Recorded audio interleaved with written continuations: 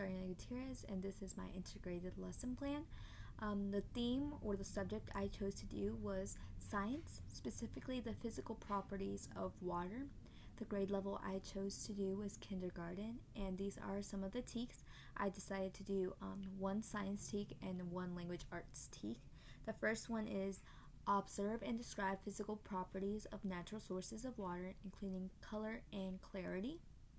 The second TEK is English language arts. Share information and ideas by speaking audibly and clearly using the conventions of language. I also chose to do two ELPs.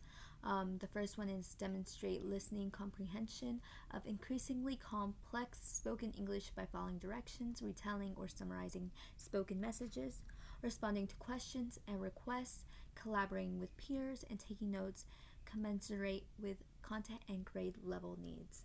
The second one ELPS was write using newly acquired basic vocabulary and content-based grade level vocabulary. So my objective for the lesson, for the 2-day lesson, was students will be able to observe and describe the physical properties of natural sources of water, including color and clarity. My language objective is students will be able to orally discuss the different ways water is used in the environment with 100% accuracy. In this lesson, you will see a lot of discussion going on between the students and the teachers, so I will go into detail later about that. So this is some of the materials I will need. Poster paper for the first day, markers, pencils, sticky notes for the first day as well, a clear tub of water, physical properties of water worksheet, and the uses of water worksheet. So the physical properties of water worksheet will be the second day, on the second day, and the uses of water worksheet will be on the first day. So let's go into motivation. So I wanted to engage the students first before starting the lesson, and students will be shown a clear tub of water. The students will be able to observe and touch it. The teacher will write on the board the students' observations, whether it has a color, smell, shape, or texture. So the tub of water will be passed around with the students. You could also do small cups of water, so no one is actually there's no germs or anything like that. Students will be able to taste their cup of water. They could feel it, they could touch it, they can smell it, and that is when they will say to the teacher, okay, I see this, and this teacher will just write it on the board. So presentation and practice. Students will be shown a presentation. In this presentation, it will describe water as being colorless, clear, odorless, and tasteless. Here you can see the properties of water. Water has no smell, water has no taste, water has no color. So that's what the presentation will go over mostly. Students will be given a worksheet of the physical properties of water. They will have to cut out and glue it on their science journals. So this worksheet will be given after the presentation is finished. So this is the worksheet they will be using. Is the water has no taste, color, or smell. They will just cut it out and paste it in their science journal. Mostly for reference later on when we do other activities. Lesson and discussion. So I decided to do a discussion for the students. So how do we use water? After students have finished with their worksheets, they will be back on the carpet where a discussion will begin based on the uses of water. The teacher will ask the discussion question, how do we use water, and give a moment for the students to think. The teacher will give an example on her dry erase board of one way we use water. She will draw and label it as an example for students to use. Students will work in small groups to draw and label as many ways as they can think of how water is used. Each group will be given a circle map with the title Uses of Water. Students will generate a list of the various ways we use water. We wanted to do this the first day of the lesson, usually because day 2 they can be shown the presentation of this, and they won't have the answers. So they will actually have to think and be engaged in their thinking of how we use water in everyday life. Students will add their drawing to a sticky note and add it to the circle map, for example, taking a shower, washing our hands, brushing our teeth. So like I said, each student will be passed out a circle map.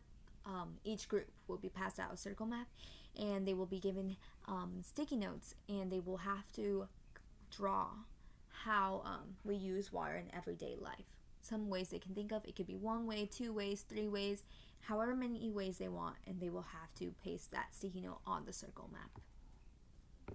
First assessment, each student will present to the class what drawings they made on their sticky notes and how they use water in their everyday lives.